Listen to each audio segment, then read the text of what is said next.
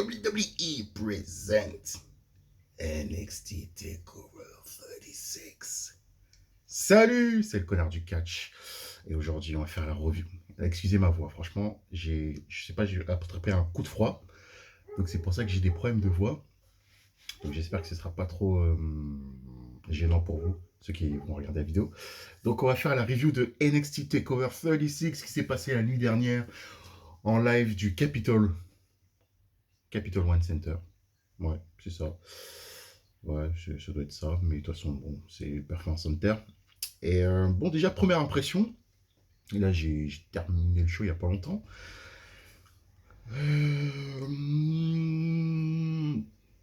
NXT TakeOver,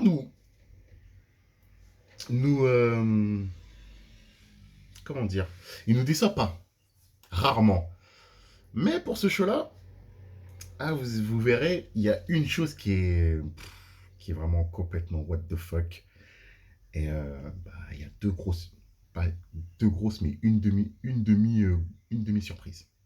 Une demi-surprise et surtout une énorme surprise.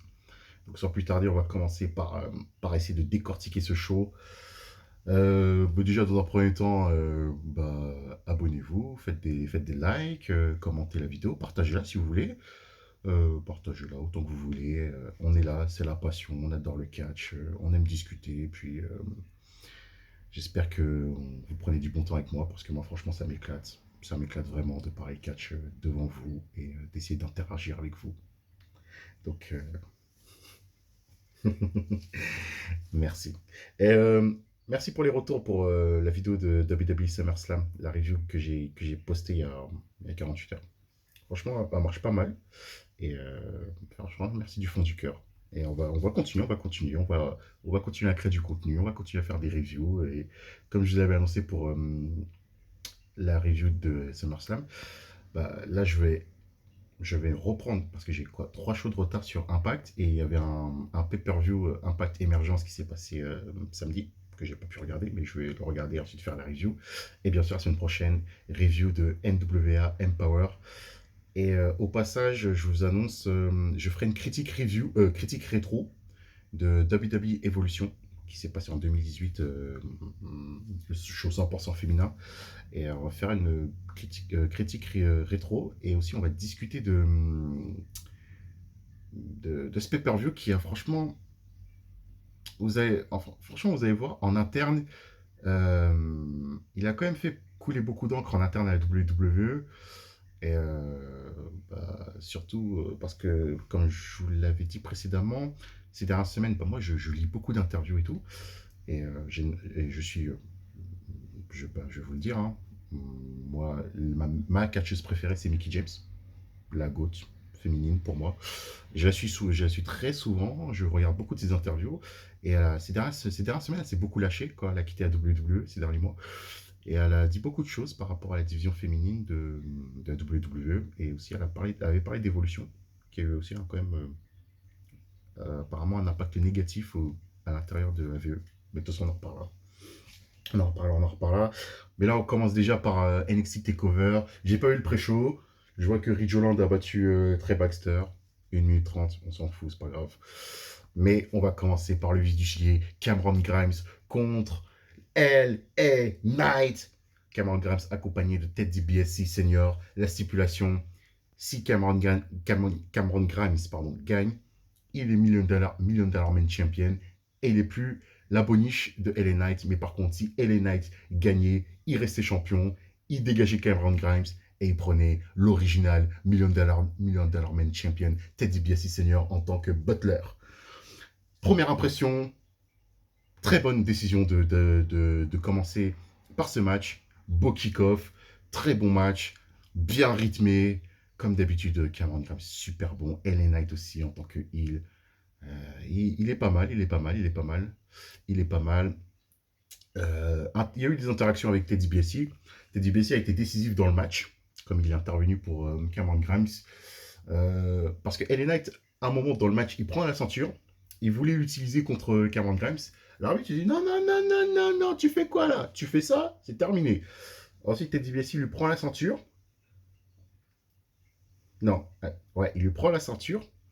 Et donc, à un moment, Je sais plus trop. Je sais plus trop. De toute façon, vous me corrigerez. Mais de toute façon, c'est ce que je me souviens, de toute façon, c'est qu'à un moment, que Teddy Bessie redonne la ceinture à Cameron Grimes. Cameron Grimes, il distrait l'arbitre avec la ceinture. Et pendant ce temps, Teddy Bessie met une droite à LA Knight. Et aussi, il fait son Dream Street, l'original, sur LA Knight. Et après, Cameron Grimes se termine avec un double stomp. To the moon and new $1 million man champion Cameron Grimes. Franchement, il était ému, hein. Il était ému. Je sais pas si Teddy DiBiase c'était l'un de ses idoles, mais Cameron Grimes, il était vraiment ému quand il a gagné le titre. Et franchement, quand il est avec Teddy DiBiase senior, tu sens qu'il. On dirait que c'est un enfant. On dirait qu'il redevient un enfant. Et franchement, c'est cool, c'est cool. Et c'était un très bon opener. Et on a bien commencé le show sur des chapeaux de roue. Ensuite, Raquel Gonzalez contre Dakota Kai. Alors, déjà, on est tous des sueurs de catch depuis plusieurs années. On est assez rodés. On sentait qu'il allait y avoir le match entre Raquel Gonzalez et Dakota Kai depuis des semaines. Le remake de Big Daddy Cool Diesel et Shawn Michaels. Ouais. Bon. C'était un match moyen. C'était pas un match mauvais, mais le match n'était pas transcendant. Il y avait quelques approximations.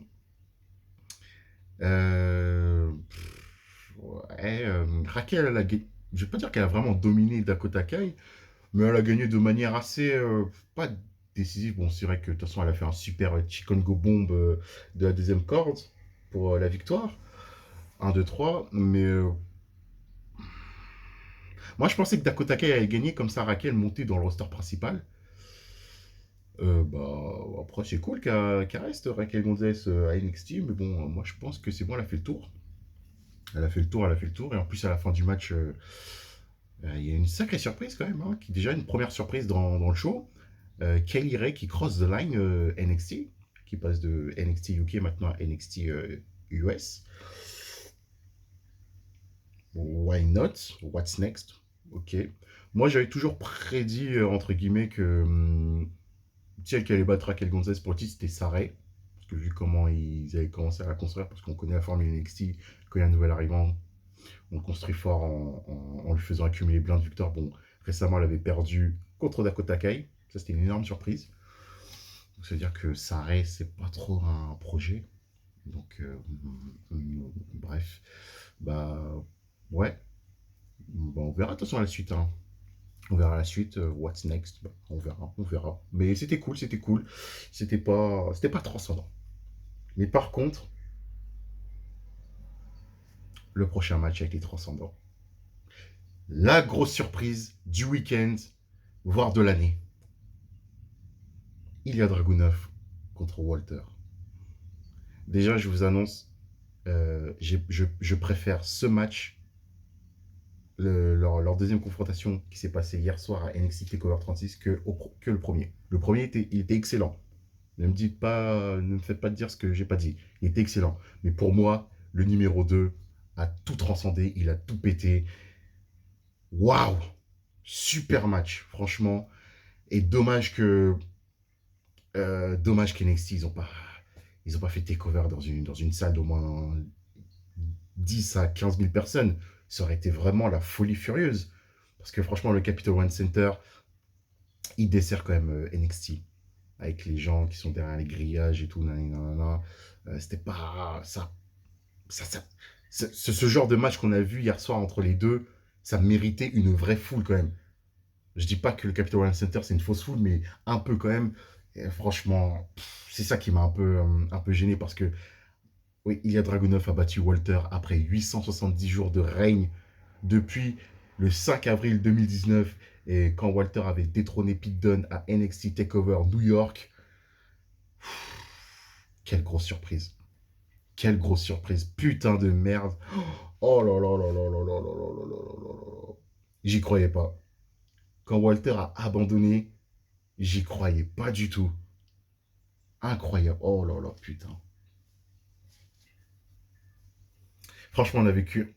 On a, mais les gars, mais c'est quoi cet été qu'on a vécu? Quel été, quelle semaine de folie qu'on a vécu?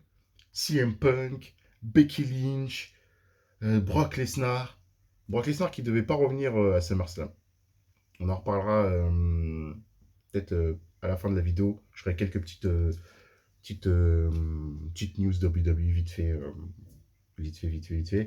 Mais franchement, là, Ilya Dragunov qui bat Walter pour le titre UK. Pour moi, c'est la plus grosse surprise de la semaine. Et le plus gros mot. Non, le plus gros moment, c'est CM Punk. Mais c'est égalité avec le retour de CM Punk. Franchement, waouh! Ce match était vraiment intense, rythmé, à couper le souffle, hein, franchement. Franchement. Je crois que je vais même le remater là parce que ce match était d'enfer. Il était d'enfer. Les chops. À un moment, il y a Dragunov, il lui met une powerbomb de la deuxième corde. Oh là là là là là là là là là là là là là. Super match. Super match. Franchement, une beauté, une beauté. Je crois que c'est le match de l'année à la WWE. Sans contexte. Mais le petit bémol, c'est que c'était pas vraiment dans une bonne salle, le match. Le match n'est pas diffusé dans une bonne salle. C'est ça un peu le truc qui m'a un peu gêné. Mais bon, c'est comme ça. Alors, le prochain match, je sens que je vais recevoir du sel. Je sens que je vais recevoir du sel, mais ici, on est chez le connard du catch et parfois, il faut faire le connard. Et Kyle O'Reilly contre Adam Cole, j'ai détesté. Alors, doucement, doucement. Avant de m'incendier, de m'insulter de tous les noms. Pourquoi j'ai détesté le match en cage? Le match en cage, je suis désolé, a tout fait foirer. Et je vais m'en expliquer. Alors déjà, premier match simple, pinfall submission, 1 contre 1. Ça commence bien, rythmé, pas mal. Bim bam boum, ça commence à se mettre des droites au début, tac tac, super kick par-ci par-là. Kyle O'Reilly gagne par small package, 1, 2, 3. Ok. Moi, je pensais que Adam Cole allait gagner la stipulation de Kyle O'Reilly et Kyle O'Reilly allait gagner la stipulation de Adam Cole. Mais bon, ils ont fait. Kyle O'Reilly gagne sa stipulation. Adam Cole ensuite Street Fight. Il a fumé Kyle O'Reilly, mais la souplex la souplex de Adam Cole sur le dos de Kyle O'Reilly quand il le balance sur l'arête des 2 chaises. Ça fait mal. Aïe, comment il l'a fracassé. Ah ouais, ça c'était ouf, hein, franchement. Victoire d'Adam Cole grâce à ça. Bim, quand il jette Kyle O'Reilly sur la plante des 2 chaises qu'il avait mises sur le ring. Bam, il s'écrase dès le premier Kyle O'Reilly sur les deux chaises. Donc il gagne. Donc là, match en cage. Avant que la cage. Déjà, c'était pas professionnel le NXT. Comment ça, la cage n'était pas prête? Quand ils font descendre la cage, tu voyais les mecs, ils étaient en train de la monter.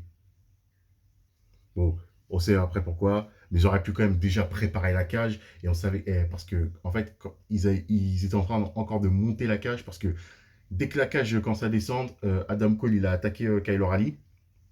Il l'a attaqué à l'extérieur du ring, souplex, il le balançait un peu partout. Donc après, il l'a fait remonter sur la ring. Et là, je vais vous dire voilà pourquoi le match, au final, c'était de la merde. Mais c'est là que ça a déraillé. C'est là que le match, il a vrillé. Donc, et c'est pour ça que maintenant, ces spots-là, je les déteste. Hein, ces genres de spots. Adam Cole, il a bien marave Kyle O'Reilly. La meuf a fait sonner la cloche. Adam Cole sort des menottes. Il menotte Kyle O'Reilly sur une des cordes du ring. Donc, là, ils nous ont fait. Adam Cole est devenu un débile mental. Je suis désolé, c'est un truc de débile. Tu menottes ton adversaire, t'es dans une cage. Pour gagner un match en cage, soit tu te barres de la cage, soit tu gagnes par tombée ou soumission. Il menotte son adversaire. Son adversaire, il est vraiment KO. Adam Cole, il fait quoi? Le gars, il l'attrape, il dit ouais, regarde-moi, c'est moi qui étais dans le dispute des rats. Super kick. Deuxième super kick. Ok. Mais mec, t'as menotté ton adversaire. La porte, elle est juste à côté. T'avais juste à faire quoi? Tu dis à l'arbitre, ouvre la cage et tu te barres. Kyle O'Reilly, là, c'était pas John Cena. En 2007, quand il avait fumé les cordes du ring, quand il était menotté, là, quand Orton avait fracassé son daron. Kyle O'Reilly, c'est pas John Cena. Il a pas la force de John Cena pour péter la corde et se libérer. Déjà, première chose. Ensuite, la deuxième chose, c'est quoi? Il veut. Bon, ok. Si tu veux continuer à le maraver. Mais ensuite, la deuxième chose, c'est quoi? Il lui fait un autre super kick. Kyle O'Reilly le contre. Soumission. Le mec, il a un kendo stick juste à côté de lui. Il avait juste à le prendre, tabasser Kyle O'Reilly pour qu'il lâche la prise. Il fait quoi? Il abandonne.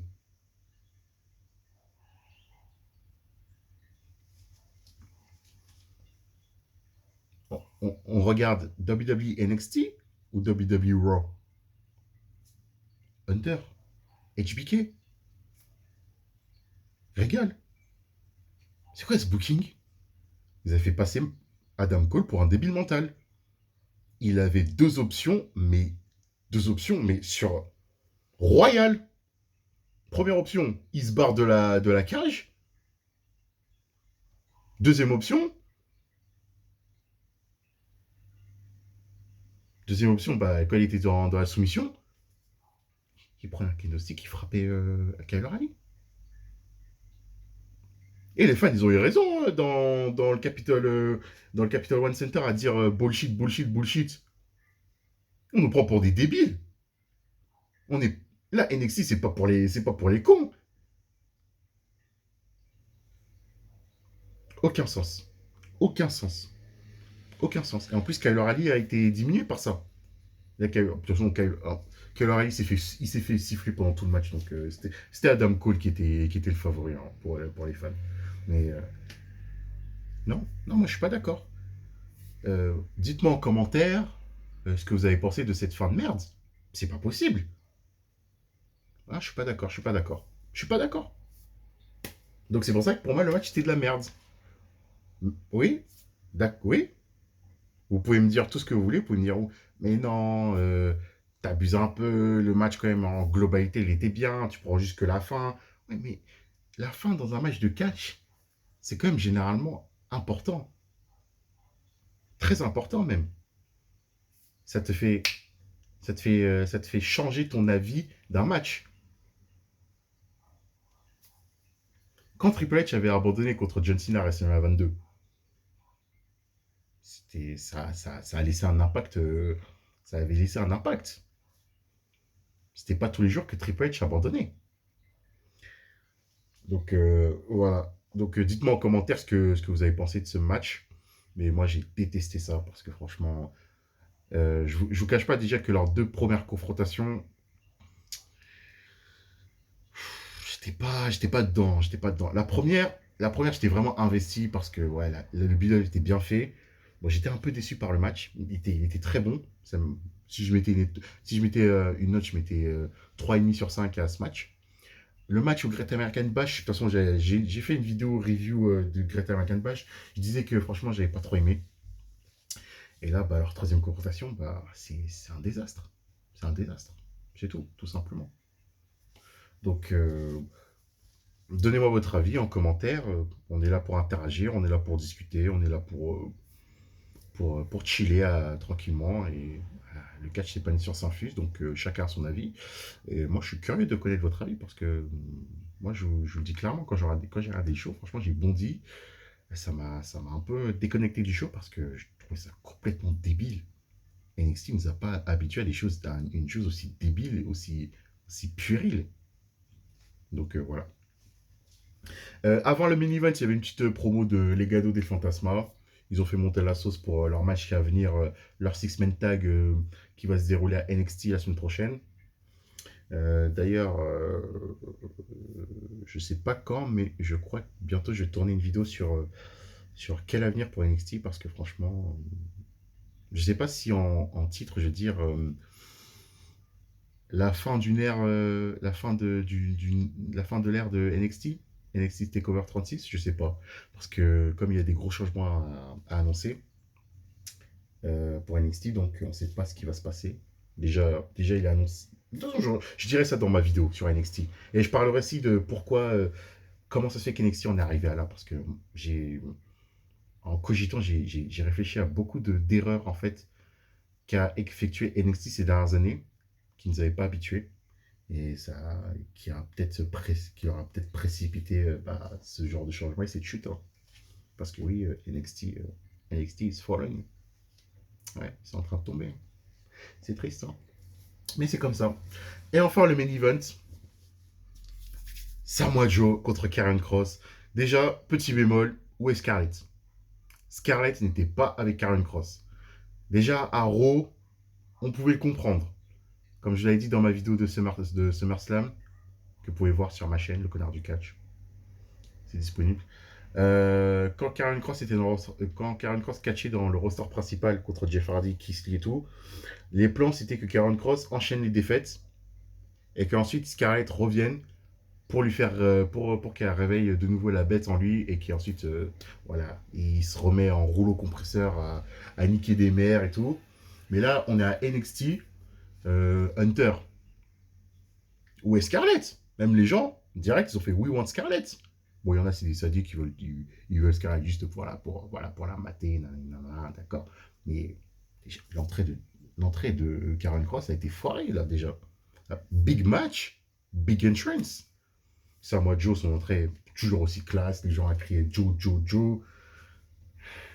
Super. Et le match était bien. Il était bien. Un bon match de reprise pour Samoa Joe. Ça se voit que Joe, il est encore en rodage. Et franchement, j'ai cru que Joe allait perdre. Oui, parce que Samoa Joe, nouveau champion NXT, c'est bon, je l'annonce. J'ai cru vraiment, quand je regardais le match, il allait perdre. Parce qu'à un moment, quand il s'est mangé une slipper de Karen Cross, et quand tu voyais qu'il crachait un peu de sang, je me suis dit, merde, ils vont le faire perdre. Et après, bim, d'un coup, il se réveille et tout. Non, franchement, bien rythmé, super match. Joe qui gagne avec son Uranagi. Non, pardon, il fait un Uranagi, oui, bien sûr. Et après, il gagne le match avec un Muscle Buster. Muscle Buster, 1, 2, 3. Et la bonne personne a gagné, voilà. Hein. Victoire de Samoa Joe et on a hâte de voir la suite et de ce que va proposer le futur pour Samoa Joe. Et là, on peut le dire, hein, Karen Cross à NXT, c'est fini. Hein. Il va monter à Raw ou à SmackDown. Et je pense ils vont appliquer les plans qu'ils avaient prévus pour Karen Cross dans leur sort principal. Donc il va enchaîner les défaites et Scarlett va réapparaître. Et là, cette fois-ci, la bête va se réveiller. Il va niquer des mers. J'espère que Karen Cross vont bien le builder parce que pour moi, c'est lui qui doit gagner le Rumble 2022 et ensuite être champion à WrestleMania pour être WWE Champion. Mais contre qui, je sais pas, parce que là, Bobby Lashley, là, actuellement, il n'a pas de challenger. À part Drew McIntyre, Babyface Main Eventer, il n'y a plus personne. Donc la WWE est dans une sacrée merde. Et on va parler vite fait de l'actu, vite fait. De l'actu, déjà, Adam Cole n'a toujours pas re-signé. Est-ce que ça sent vraiment mauvais hein? Est-ce que vous pensez vraiment que Adam Cole va vraiment rester à la WWE? Il y a apparemment les Young Bucks sur Twitter, ils sont en train de teaser. Ils sont en train de faire du teasing. Et est-ce que vraiment Adam Cole bébé va revenir? Il va revenir là où tout a commencé avec ses potes, les Young Bucks, Kenny Omega, il va rejoindre sa femme. Ce serait une énorme perte, surtout pour Triple H, parce que Adam Cole, c'est un de ses gars. Et ouais, ce serait une énorme perte et ce serait vraiment catastrophique pour la WWE. Et enfin, alors là, quand j'ai lu cette news, je suis tombé de ma chaise. Déjà que la fin du match entre Kyle O'Reilly et Adam Cole m'a complètement achevé, mais là, j'ai lu cette news qui apparemment Becky Lynch sera heel à SmackDown.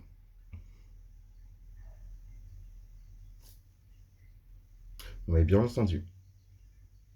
Vous m'avez bien entendu. Reprenez vos esprits. Et je le répète encore, il est avancé que oui, Becky Lynch sera bien heel à SmackDown. Et ils vont essayer de la. Il y a des plans qui disent qu'ils vont la builder en tant que top heel de SmackDown. Donc, j'avais posé la question lors de ma review de SummerSlam, qui sera heel entre Bianca Belair et Becky Lynch? Et bien la réponse est ça, ce sera Becky Lynch. Je vous laisse méditer sur ça. La WWE part en couille. Littéralement. Eh ben, eh ben, les fans vont pas être contents, hein. Pas être contents. Et où est Tony Storm? Où est Liv Morgan à SmackDown? Tony Storm, ça devait être une. Il devait la builder comme l'une des top heels de la division féminine de SmackDown.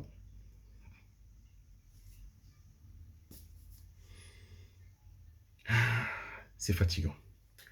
Donc voilà, j'espère que vous avez bien kiffé ma vidéo.